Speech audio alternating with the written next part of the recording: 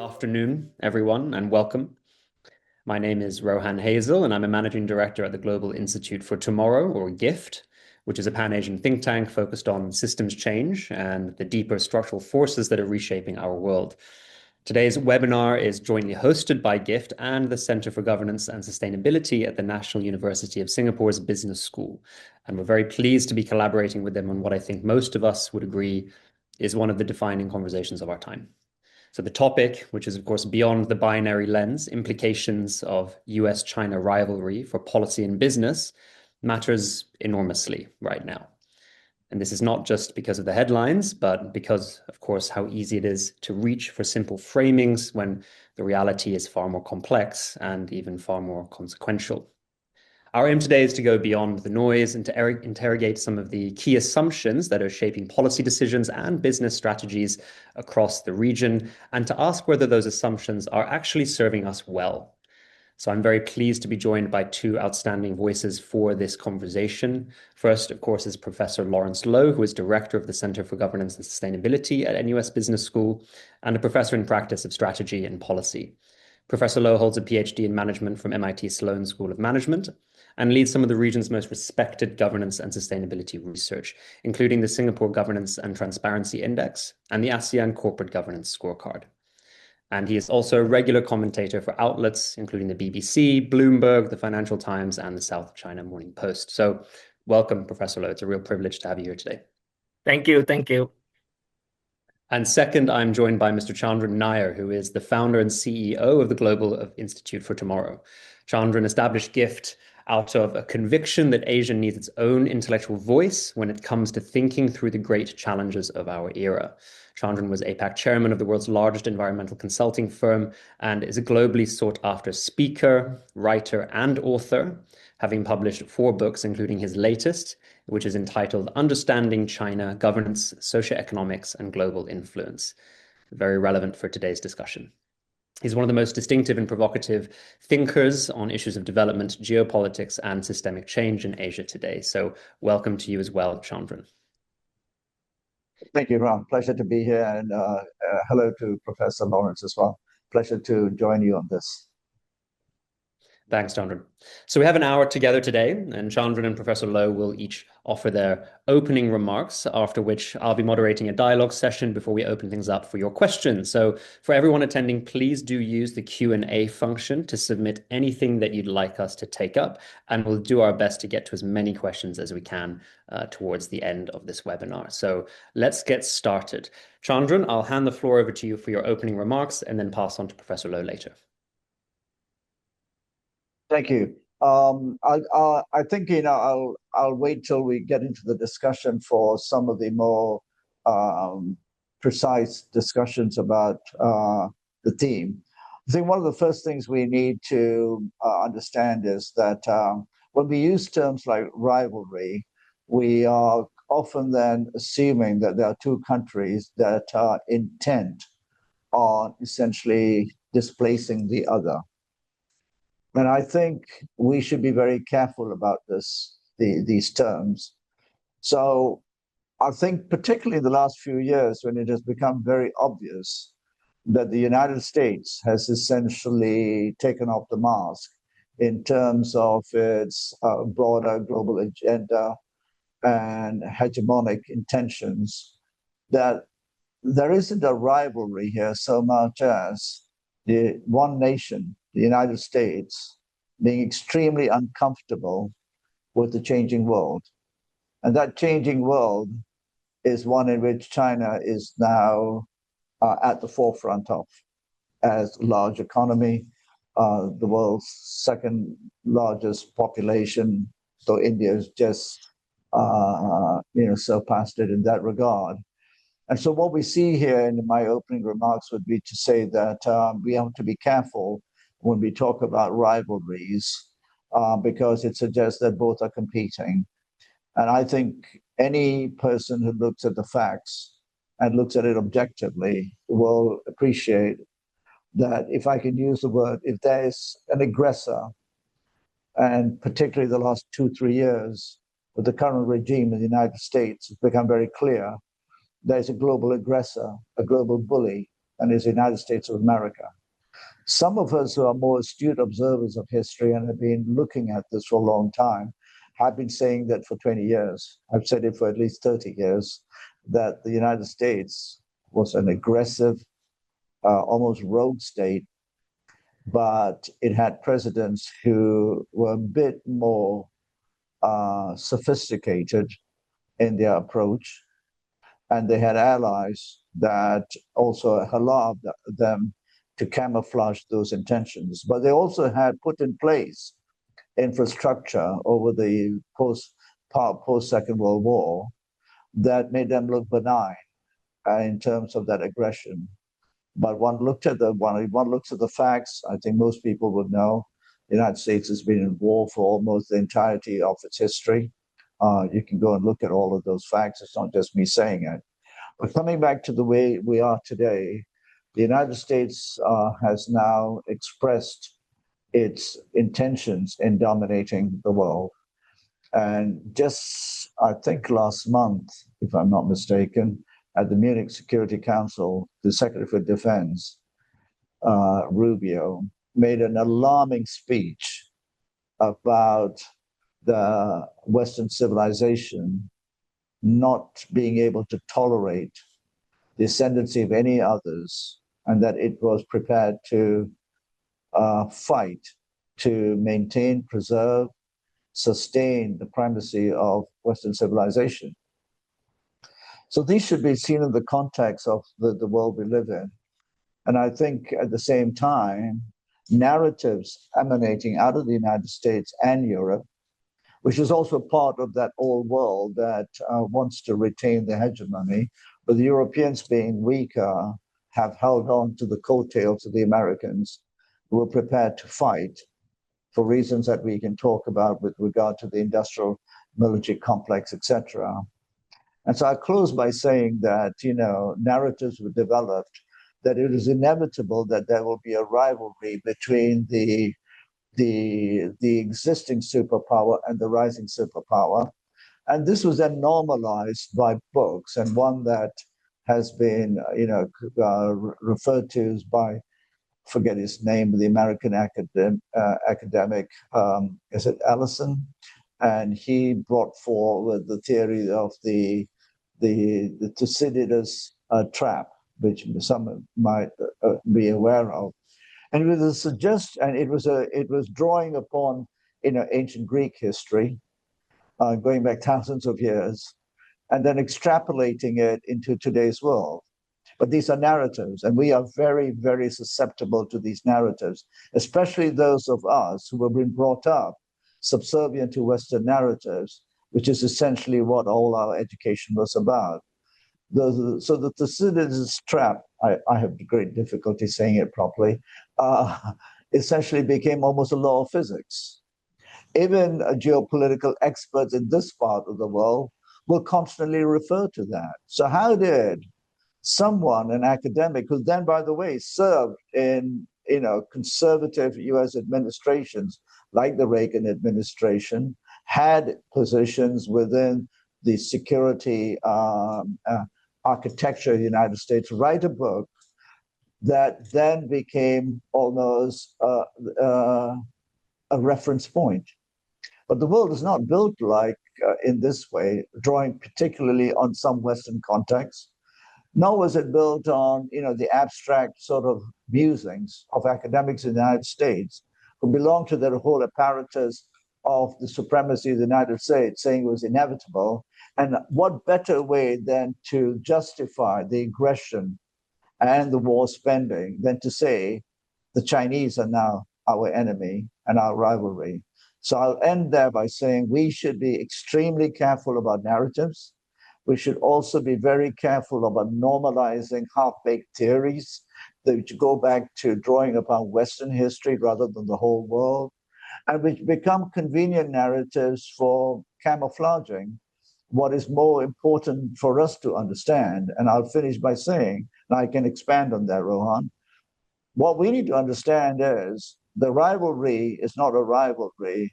It is essentially the inability of the Western world, led by the United States, to contend with the rise of another non-Caucasian civilization and state, which is much older than it.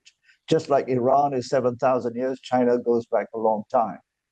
And its inability to contend with it is also part of the end of 500 years of Western domination of the world, as the others have broken free from the chains of oppression and freedom. They have now started to express themselves and have risen in the world. The Western world is so afraid of it that they have sought every means to demonize all of these countries. Today, China, tomorrow, India. And now it's Iran for other reasons. So that needs to be understood. This is what's really happening. And finally, I'd say it's also, I hope it doesn't sound controversial, but it's also very true. Colonization of other people also depended on you able to demonize others, and race was a major factor in it. You could exploit other people through demonizing them as their inferior races, made them feel inferior. This is the black man's experience in the United States. And so racism is also at the root of these geopolitical tensions. The Chinese are not equal to us. They are inferior. They have different ways, so therefore they can't be as good at us.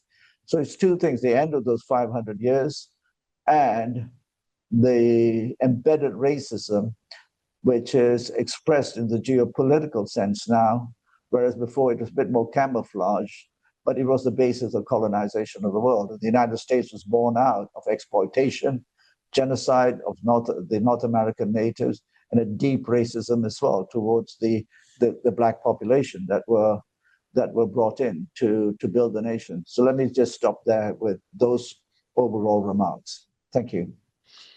Thank you, Chandran. That was a very powerful opening, and there's so much that I know I would like to dive in on that, and we'll get into that in the questions. But in the meantime, I'd love to hand over to Professor Low for his opening remarks as well. Professor Low. Thank you, Rohan, and I really in line with what Chandran has said about narrative. I think never before, or even more than ever before, I think this binary distinction between China and the US has been even more stark. I mean, if you look at the topic today, there are three keywords. One is this binary, the other one is US and China. And I think, especially in the recent 1 to 2 years, the distinction, the separation between these two superpowers has been so clear. And I think there are actually three dimensions to this, what I call the bipolar crisis. I think the dimension number one that separates between the two now is on war. The US is now doing the projection, while the China is doing protection. So you can see that the two narratives or the two paradigms are quite different. One is that the US wants to extrapolate to other areas, other regions of the world, from Venezuela to Iran, and even they will chase a warship off Sri Lanka. So they want to project but the China has been quite consistent in protecting the sovereign interests, including the claim over Taiwan. So this is number one distinction, the binary difference. Number two is on trade.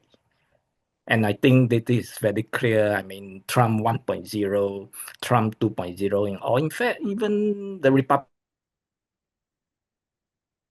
very honed on tariff as a weapon to address the imbalances in the trade between the US and other countries. So the US is focusing on trade, but seemingly China is, instead of doing trade restriction, they are using the weapon of investment, the Belt and Road Initiative, overseas development grant. They're actually using investment as a way to pull in people onto their side. So it's tariff versus investment. Second dimension. Third dimension is energy. I mean, Trump is very clear when he came into power, US presidency just last January. He came up with a mantra, drill, baby, drill. We'll drill, baby, drill. We'll go back to fossil fuel. And in fact, even in the UN General Assembly last September. He said that climate change is the greatest scam. It's actually fake, and we are all making up for the wrong reason.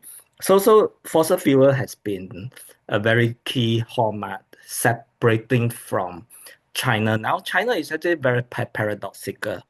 They are the worst, still number one emitter of carbon emission through coal. But on the other hand, there's a momentum of reduction now in coal. And on the other hand, they are doing the renewable energy. Right now, China has made the most investment in renewable energy, more than the rest of the world put together. They are the number one in the three, I'll say, industries related to renewable. EV, electric vehicles. Number two, battery, ion batteries, lithium ion batteries. And number three will be solar panels. So China has a story built on renewable versus fossil fuel. So with these three dimensions separating the two, what does the rest of the world need to do? I mean, do they really have a choice? I mean, in fact, I think this is an illusion of having to choose between US and China, because the China story is very compelling. In fact, I would say that's actually a fake illusion of having choices. In fact, it's actually Hobson's choice. Many countries are now, maybe not by design, but by default, going to the Chinese camp. If you look at the recent few months, all the great Western leaders are visiting China, from Canada to UK to France to Germany to Australia.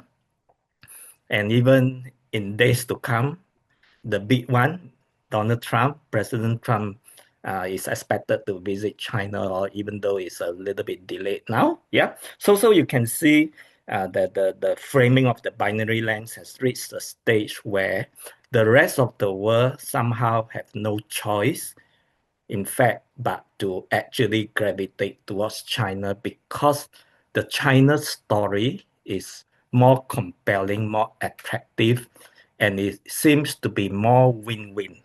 So I think that this binary lens may actually break down and become, I'll say, a mono lens that countries will just gravitate towards China. Thank you. Yep.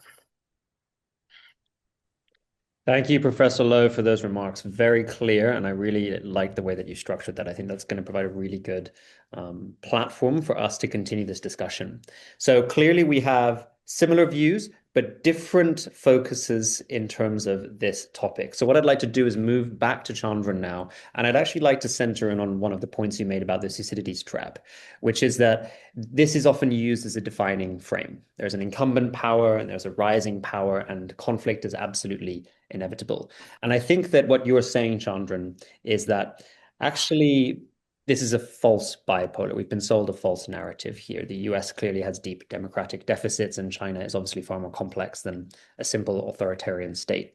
So what does that mean for how policymakers and businesses are responding to this? Have they fundamentally misread something? How can they even be aware of the realities that lie ahead when the media is propagating, certain bipolar narratives? What's your stance here? Thank you. And thank you, Professor, for an extremely good sort of breakdown of, where the relationship is between China and the USA, and particularly your point about projection and protection. I like that. With your permission, I'll borrow it. But to your point, Rohan, as I said, you said, what have policymakers misread? The core of the issue, and both professors talking from a different angle, as you acknowledge, and my angle. I'm very focused on why is it that we remain subservient? And Professor already made the point. It's beginning to shift as nations understand, and I think the current administration in the US has essentially done us all a favor, despite the harm they're doing to the world, by taking the mask off. They've taken the mask off and they've said, this is who we are. White supremacists, and we make no apology, and we will take charge. And that was Rubio's speech as well. So the thing I'm very focused on in our part of the world and other parts of the world is two things. Why do we remain subservient? So to your point about what are they misreading, it's not what they're misreading, it's what they're reading. They're reading the wrong things. They're caught in old narratives, and they can't free themselves off from this education, the schooling. The United States is a great power that is essentially the protector of the world and the guardian of the rules. It has not been that for decades. Yet people gave the United States a free pass. That pass now is slowly being withdrawn. It needs to be faster. And so Professor said countries are beginning to essentially see, and they don't have to take a side anymore. And I understand even this week that Malaysia is sent a signal. I haven't seen the press release yet, but I think the trade minister in the last 48 hours or so have said that the deal we made with the US president when he came here, which is highly criticized by many Malaysians, no longer holds because of the Supreme Court. And some commentators here in the West have said that Malaysia is the first country that's doing that. And as a Malaysian who's often criticized for belonging to a country where certain things are far from perfect, I'm very pleased that the Malaysian government has taken that stand. As you have noticed, the Spanish government in Europe. So the sum of the Spanish government, the Spanish prime minister has been very clear. If you threaten us, we're not going to just bow. The world is a big place. So what I'm focused on is, firstly, how can countries embolden themselves and understand that the false narrative that they bought into around the benign United States for the last 50 years is something that they must escape from. And that is the word escape, because it takes quite a lot of boldness, quite a lot of rejigging of your mind, and quite a lot of delinking from everything you know and unlearning. So that's very important. The second thing I think is very important is then taking action. And I was asked 2 months ago on a radio show hosted in Hong Kong, when the United States essentially refused to pay its bills with the UN, cut off aid to various agencies in the United States. It was causing a lot of mayhem. And I was asked what happens next. And I said, what happens next is a new agenda for development that is not dependent on the United States or Europeans, because that, again, was a stranglehold, that we are the only ones. What it does do is put the onus on the rest of the world, policymakers here, to say, we need to be self-sufficient. We need to now do the hard work of building our economies with the resources we have. And I can't use Singapore as the perfect example of that, because it's a small nation state. But there is a state that done magnificently in terms of small, which gives it certain benefits, also great disadvantages, and became a powerhouse in terms of respect of governance, etc. The rest of the world needs to find their own contours within which to define who they are, etc., rather than live in that 19th, 20th century world in which they thought the Europeans and the Americans would always be the guardians of all the global goods. They would be benign, they would be nice to them, and we could always put a hand out and they would pour some pennies in our bowl. That world has changed. So as the UN is now learning, we in the rest of the world need to become much more self-sufficient. As painful as it may be for the next 3 years for some of the poorer countries in the world. And I think what I'm also very keen on emphasizing is we have to understand where these narratives come from. And people like the author Pankaj Mishra and others have written eloquently about it. We have to understand where these narratives come from. We have to understand where these actions come from. The genocide in Gaza.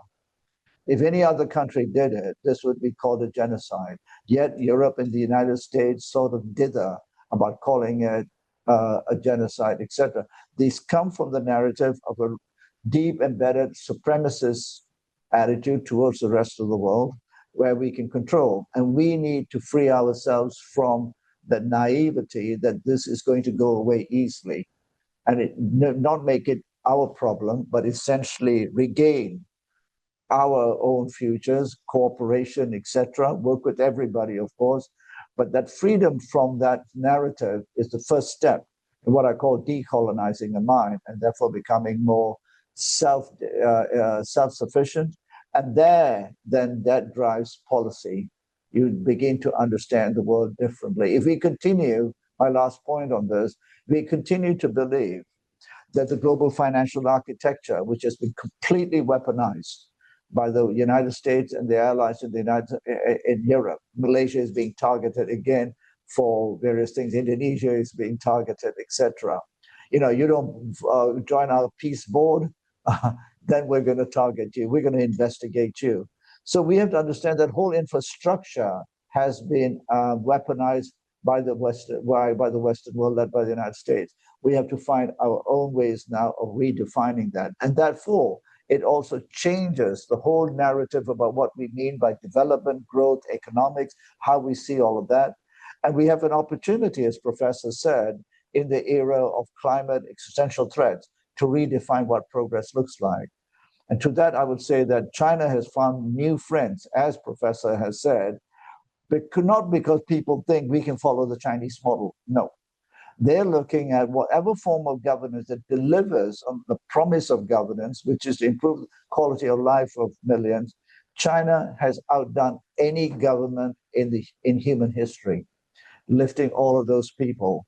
It'll have many more challenges. And why many countries are doing this, they are also seeing that China has a different view. It's not about war, as Professor said.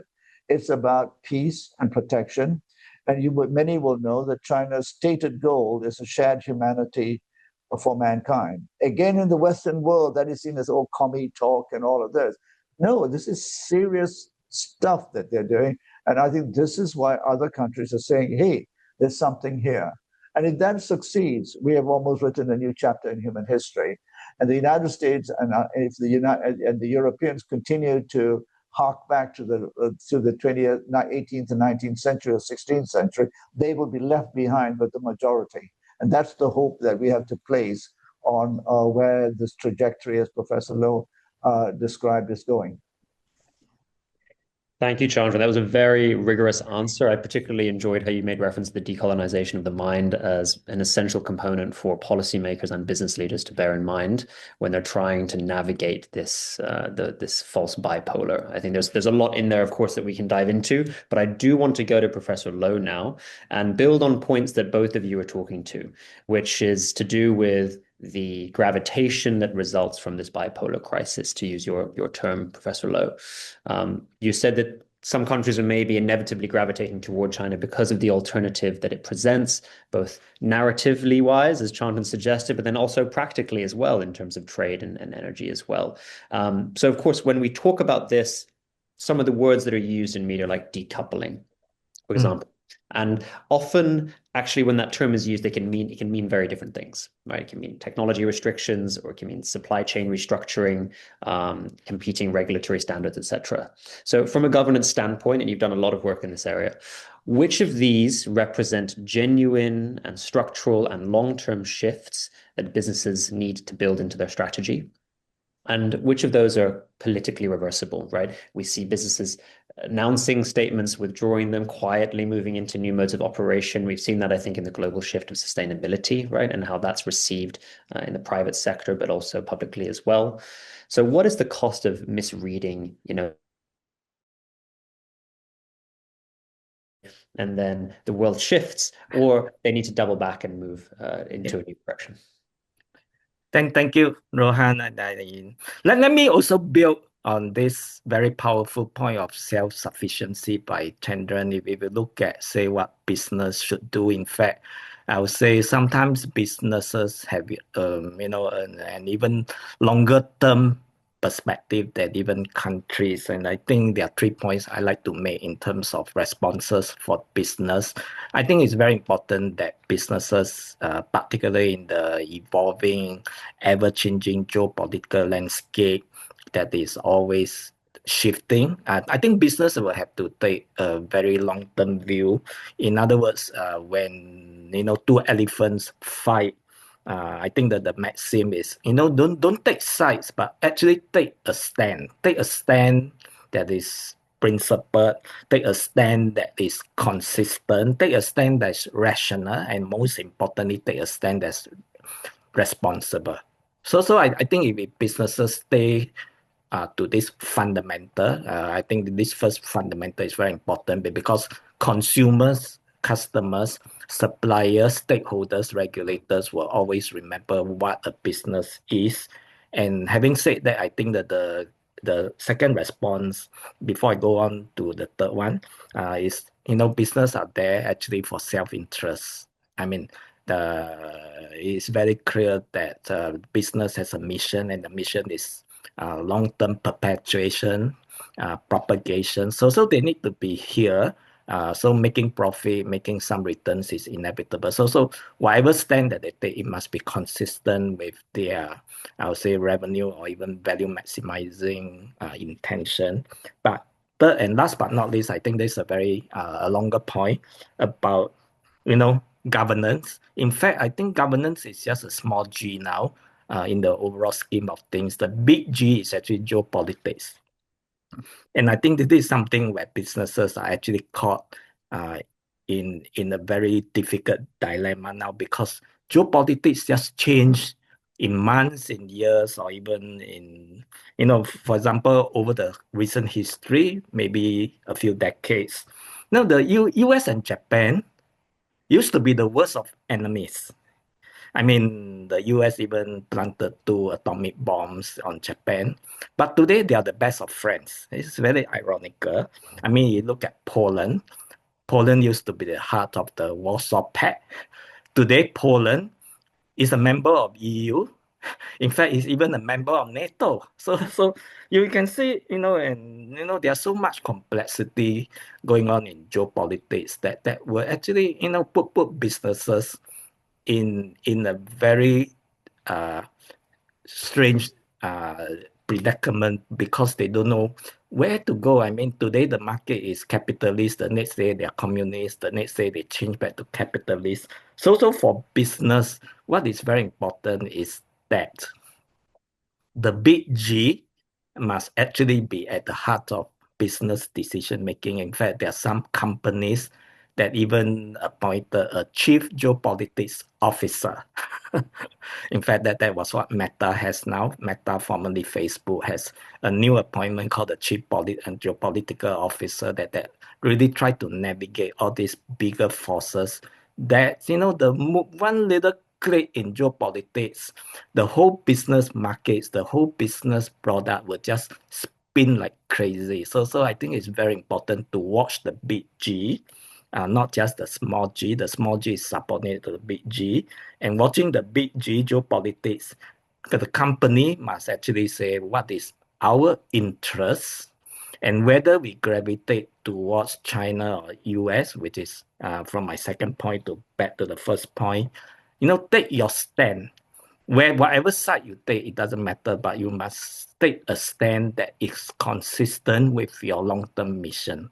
Okay, I pass back to you, Rohan. Yeah.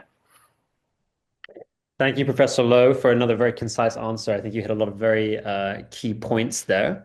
I actually want to focus in on something and pass back to Chandran. And so this is to do with the geopolitical fluctuations over time that inevitably influence business and thus require them to respond in kind. And perhaps I think to your suggestions that actually perhaps the big G they've been responding to a bit slower than they should be. And the little g is therefore something that they don't need to consider as much in terms of the priority order. So in terms of then policy making, Chandran, you spoke about the need to move into new modes of thinking for policymakers, right? And you focused, I know, a lot on narratives, and particularly when you are talking about the non-Western world, the global majority. We've alluded to the fact that maybe some of these countries need to pick a side or are pressured to pick a side either directly or indirectly as a result of the bipolar crisis that we're discussing here. And so on one hand, you might have the Western orbit with the military-industrial complex, as you said earlier, Chandran, or towards China. And I know that many conversations have concerns with that as well around debt trap diplomacy or the erosion of policy sovereignty, etc. Right? Now, these might just be concerns, but what I'm interested in is non-alignment actually possible going forward? Is genuine multipolarity on the table, or actually is this theoretical as both powers deepen competition for influence? Yeah, you should understand that non-alignment is not a new thing. The post-Second World War, the majority of the nations that had been colonized and freed decided to essentially not take sides. At that time, it was not between the USA and China. It was between the USA and the Soviet Union. And many countries, and there was a very famous conference called the Bandung Conference, held in Indonesia, which was the non-aligned movement. And then the non-alignment movement was essentially thwarted, particularly by the efforts of the United States to make sure that these countries didn't come together. There's many books written about it. So I think whilst we talk about the New World Order, and we talk about the BRICS, etc., the desire for the newly freed countries to remain non-aligned is still there. And I think the actions of the United States, particularly in the last 10 years, have made many clear that they want to remain non-aligned, but they're also saying, who's the good actor here? And as Professor Lowe said, it's very clear. China is not, free of blame for certain things, etc. It cannot be excused for certain things. It's not perfect. The Chinese government would be the first to accept that. But all around the world, it's become very clear, even in just the 5 years that I've been watching it shift. And people are saying, hey, the Chinese are not going to war. They are doing all the right things. They have a shared economy. Of course, they're very big. Inadvertently, they can cause harm, even with their investments and all of those things. But then it's up to us to be guarded, be careful, know what to do. But they're not coming to us with, our way or the highway.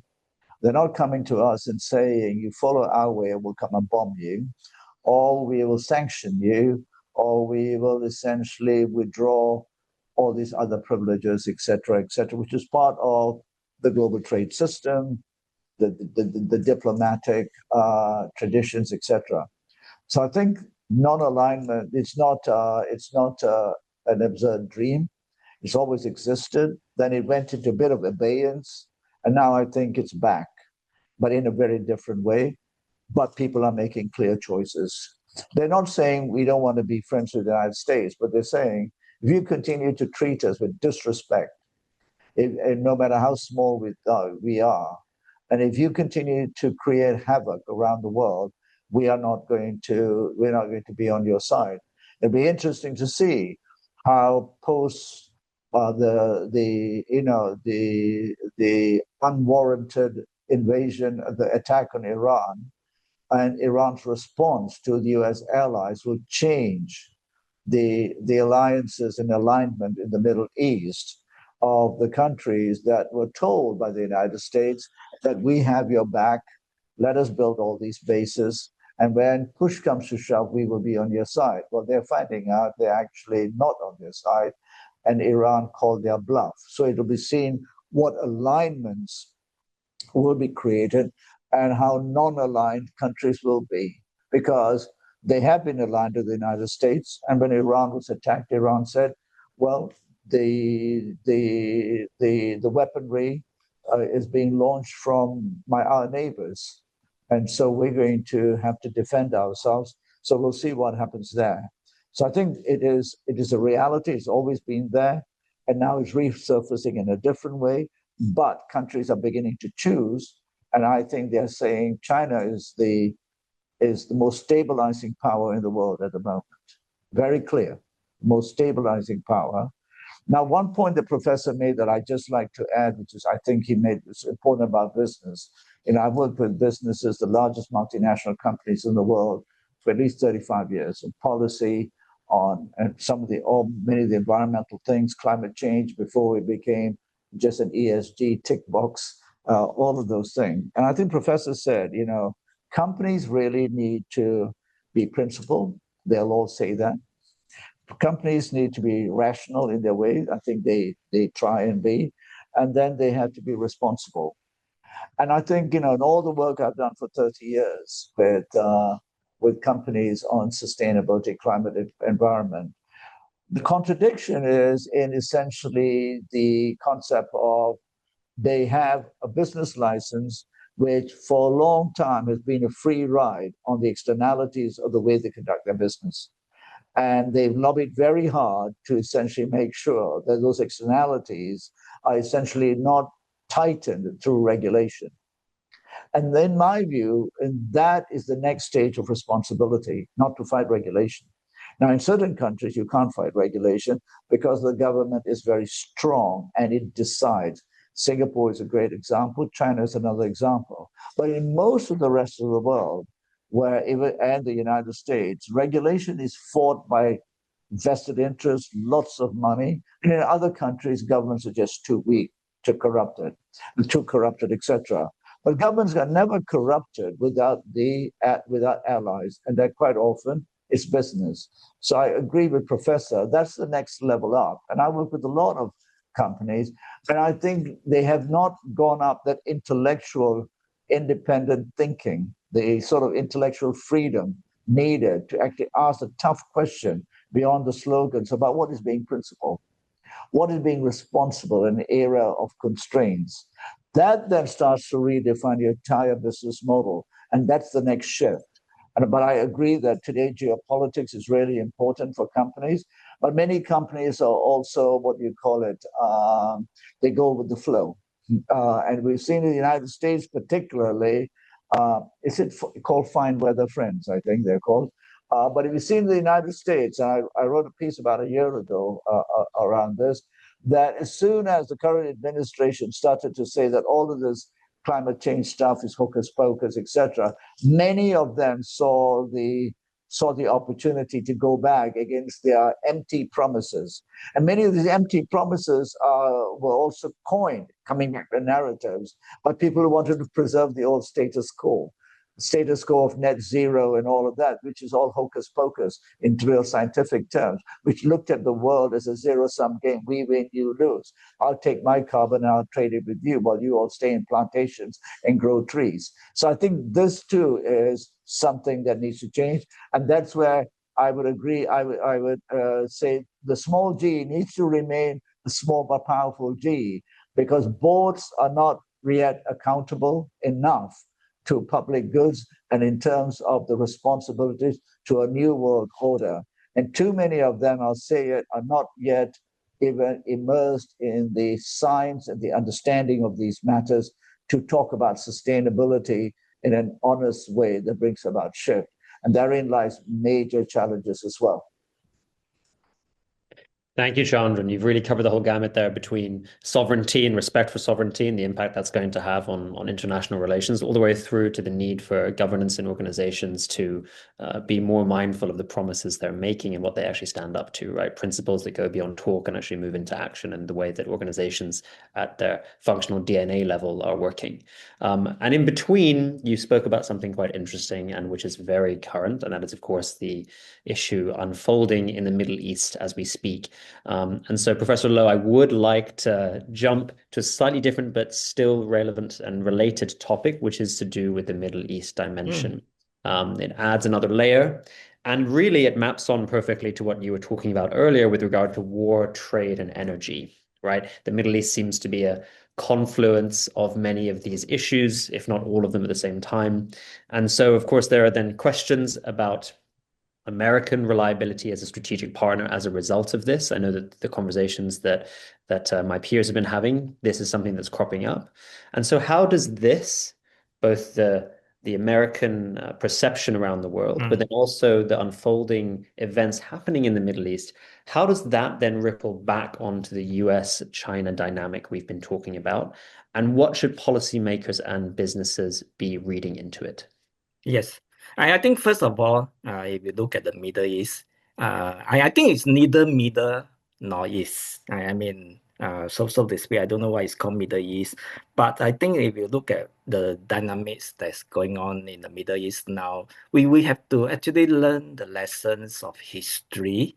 Particularly the US is now a principal actor in the Middle East crisis. We have to see the patterns, the spots on the leopard skin of what the US is trying to do. So if you look at recent history, if you look at the Vietnam War, I mean, the US is pursuing their agenda in Indochina, and when the situation become non-tenable, they will just withdrew from Saigon in helicopters, Saigon, and then the same patterns get repeated in Afghanistan. When the situation get too messy, they'll just leave Kabul. I mean, they don't live in helicopters. They actually live in airplanes, fighter jets, C-130s. They actually took off. So you can see a pattern, and I want to use the phrase that Chandra has used, fair weather friend. So the same situation is there in the Middle East now. In fact, just a digression. I think that the whole Middle East crisis now happening right now is actually a distraction for the failure of the tariff knocking down by the Supreme Court, and therefore immediately the Iran card was played to actually downplay the effects of the loss of the battle for tariff. And I think if you look at Iran, what is happening, very interestingly, the US has been quite, I would say, user-friendly, making use of all the friends there to launch attacks. And then when Iran counter-attack, say Saudi Arabia, Qatar, UAE, the US was actually nowhere to be seen defending them. They actually defending Israel. So you can see that it's very interesting that the same pattern of Saigon, of Kabul, gets repeated in the Middle East now. And in fact, very strangely, the same pattern is coming out now even in East Asia. I just seen some reports that the US is actually relocating much of their military personnel and assets, say from Okinawa to the Middle East, because the situation is Middle East just getting too complicated. They need more reinforcement. So now, the whole Japanese assumption, the Taiwanese assumption that the US is an ally is now also being questioned. There's actually a vacuum now of the US power, military power in East Asia. So if you look at the bigger picture, if you apply it to the Middle East dimension, you can see that there's one thing that's very consistent. It is the US is there propagating its own interest. And what does the rest of the world need to do is just we have to stand on our own foot, our own feet. I live in Dubai for a little while working there. I mean, when I see some of the bombing in familiar sites in social media, on television, I mean, the Middle East, the big cities like Doha, Abu Dhabi, Dubai, they are never the same again, and they never asked for this war, but they are the victims of the war. So I think that the world should be wise to the fact that I would say very directly that the US as a superpower cannot be relied upon, and all the more countries, powers will have to be self-reliant. I think we have to move on without the expectation of this long-term reliance on the big superpower. Yeah, thank you. Yeah. Thank you, Professor Lowe. That was a great continuation of the question that Chandran raised to do with the Middle East as it's unfolding. So we have about 10 minutes left of this webinar, and I know there's so much more that we can dive into. I would actually like to take the opportunity to address some of the questions that have been submitted in the conversation. And then just before we close the webinar, I'd like to ask both of you one quick fire question to wrap up. So we have a couple questions looking at ASEAN. Actually, this seems to be a focus for today's conversation, I assume because many of our attendees will be from the region. So we have one question at the top here, which is ASEAN is often described as a winner of US-China decoupling, but when energy shocks, inflation, and supply disruptions hit, are we actually beneficiaries or are we collateral damage? I'd like to actually go back to you, Professor Lowe, and offer this one to you to answer. Okay. I think if you look at this question, there are actually two effects there. If we are beneficiary, it means there's something called a displacement effect. In other words, there's a relocation of trade, of production from other places towards ASEAN, particularly in the tension with China, that there's some displacement towards ASEAN in Vietnam or in Indonesia. So that's beneficial, of course. But at the same time, we have to watch out for a bigger effect called, instead of displacement, I'll call this curtailment effect. Curtailment meaning that the size of the pie, overall pie, is getting smaller because of the downgrading of the economic growth and the economic production globally. The bigger pie becomes smaller. So even if you benefit from a relocation, you might actually lose because you lose a bigger share of a smaller pie. So I think the ASEAN will have to weigh this very carefully because even though we want everything to come here, I think that the best thing that ASEAN want to hope for is that there's no tension, there's no war, there's no decoupling, there's nothing. We just that the pies get bigger, even if there's no displacement, everybody wins, including ASEAN. Excellent. Thank you so much, Professor Lowe. Thank you. So I'd like to move to another one of the questions that we have in the chat at the moment. This seems to be quite a broad question, actually, and it's around the idea that for decades, globalization was built on the assumption of stability and cheap energy and open trade routes, right? And Professor Lowe, this is really picking up from what you just said with regard to the slice of the pie, right? And the pie being in the sky and growing as much as we can possibly make it. So actually, Chandran, I'd like to go for you on this question here. Right? Because I think what we're seeing and what Professor Lowe has also just spoken to in his last answer is that actually this split between the US and China is leading to the pie being constrained or people panicking perhaps that the pie is getting smaller, right? So which of the assumptions that led to the belief in an infinitely growing pie no longer holds today? And what is it about the US-China situation that is actually leading to that and making it exacerbating certain new beliefs about this?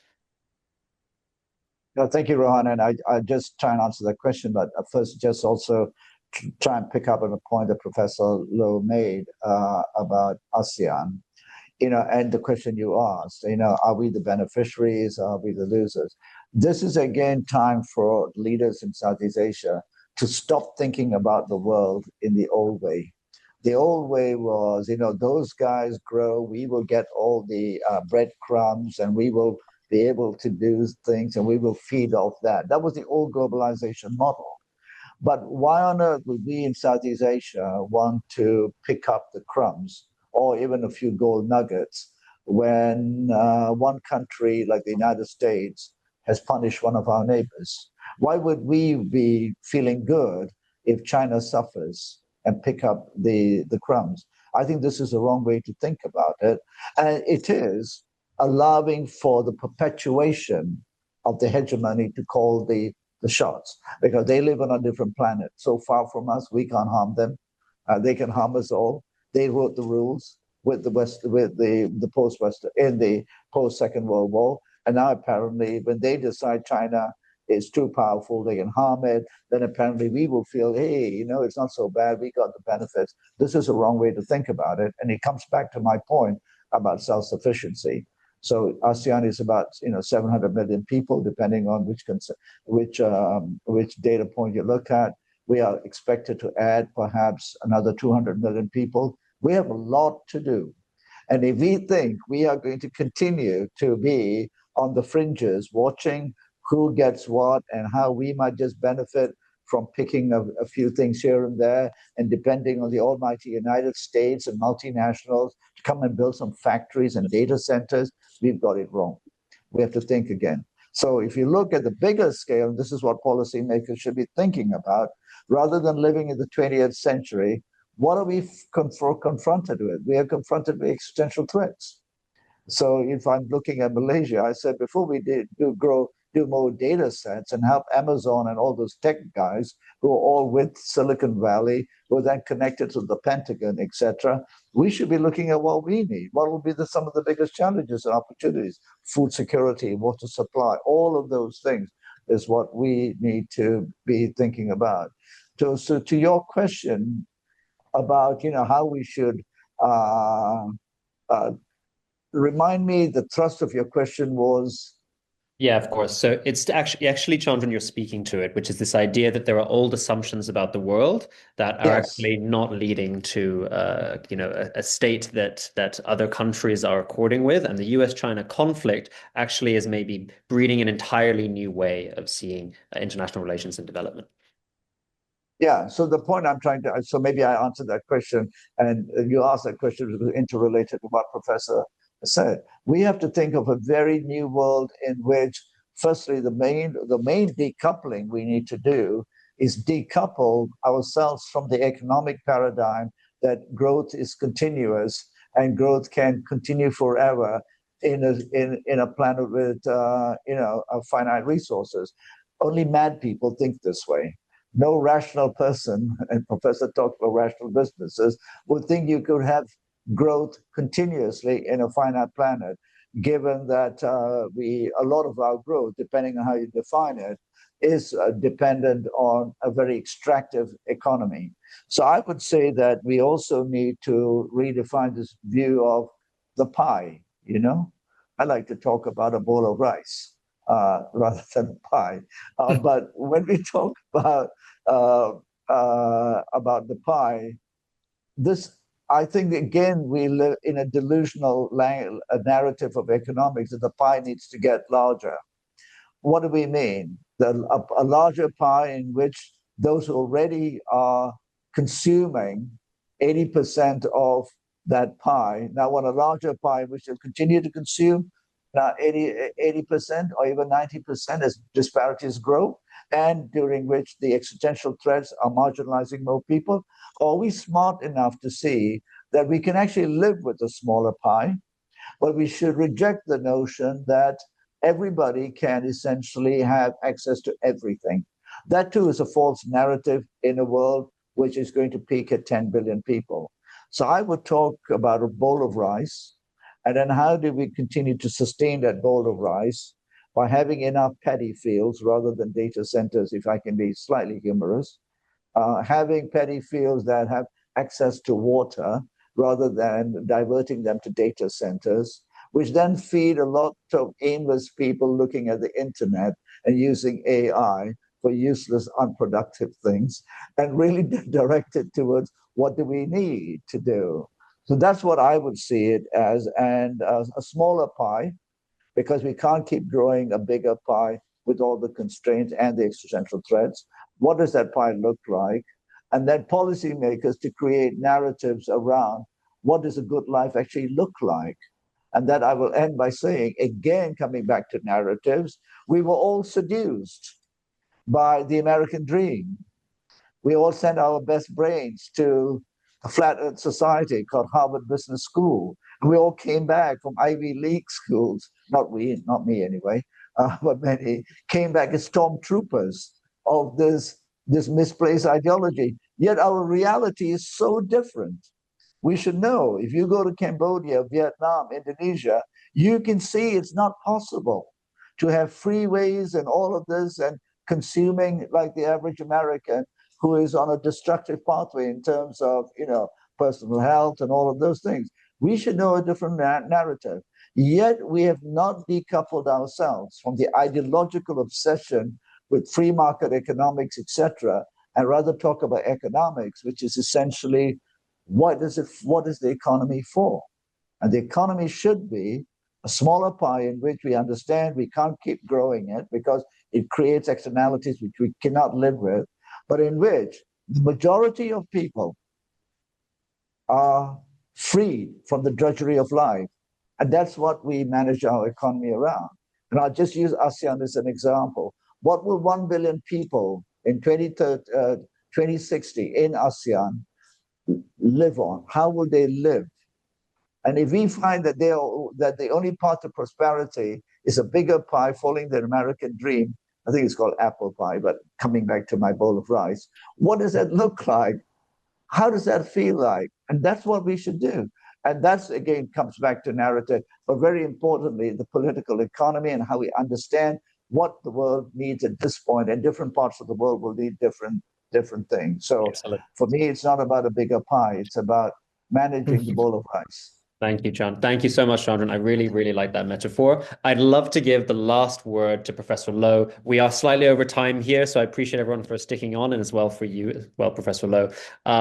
So what is the final word that we'd like you to give? It's to do with projections for policymakers and businesses, right? Just a really quick one around what is one decision that a well-run company is adopting right now to move forward, given the challenges that we've discussed today? Okay, good. It's a surprise question, but let me try this projection. I think in the past, and I think Chandran has also talked about that, we used to have this paradigm called China plus one. And precisely because of the dependence on the supply chain of China, we decouple, we de-risk, and then China plus one became something quite fixated over several years. But now in the last 1 year, what we are seeing is instead of China plus one, we have reached a projection where we have the world minus one. And that minus one is the USA because of their restrictive trade policy. They are moving away from the open economy to a closed economy. So the world minus one.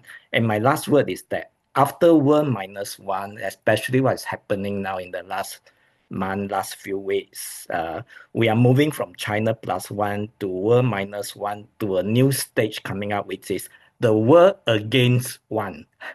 And that one is the USA. And I think to borrow the rice analogy of Chandran, I think the era of the pizza is over. I think countries, the rice countries, the countries of the biryani, the countries of the chow fan must now come together, unite, and stand firm against the pizza. Thank you. Excellent. Thank you so much, Professor Lowe. There you have it, ladies and gentlemen. That is the final word of today. It's pizza versus the rice bowl. So on behalf of GIFT and the Center for Governance and Sustainability at NUS Business School, thank you for everyone who has joined us today. We hope that today's conversation stays with you and informs some of the decisions that you are going to be making, as we know so many of you are. Take care and good afternoon. We'll see you in the next one.